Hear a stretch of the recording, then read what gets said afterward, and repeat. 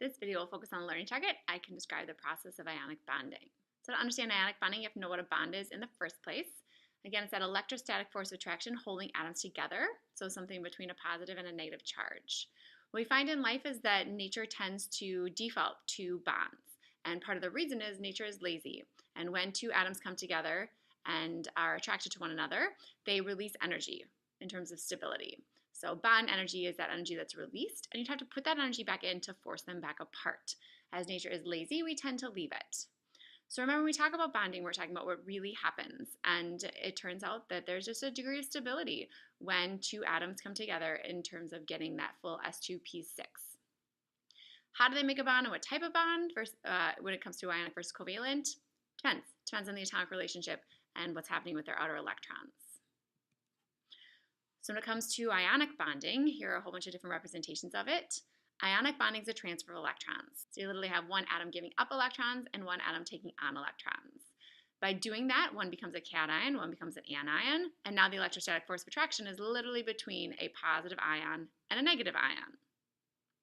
So for example, if sodium came up to chlorine, sodium tends to want to lose one electron to get down to its S2P6. Chlorine wants to take one on, and so sodium transfers one to chlorine. In the process, sodium becomes positive, chlorine becomes negative, and they're stuck together now in electrostatic force attraction. So I often say the goal of ionic bonding is to achieve a full octet, but the side result of being bonded wasn't the goal. Okay, these guys did not enter into an agreement that like, hey, and then we'll hang out together for life. It was more of a like, hey, I want your electron, and it goes, okay, and now they're stuck because they have a force of attraction on one another. Now, the reason I have multiple pictures up here is to show that sometimes the relationship is not a one-to-one. It's not like, hey, I want one. Hey, I'll give you one. It's a, hey, I want one. Ooh, I have two. And so in order to make that relationship work, you need a different ratio. So sometimes ionic bonds happen a one-to-one. Sometimes it's 1-to-2. It just depends. So for calcium, which wants to give up 2, it needs to have 2 chlorines available to transfer them to. And since there's abundance of material and we're never dealing with just 3 atoms, this is not a hard thing to achieve.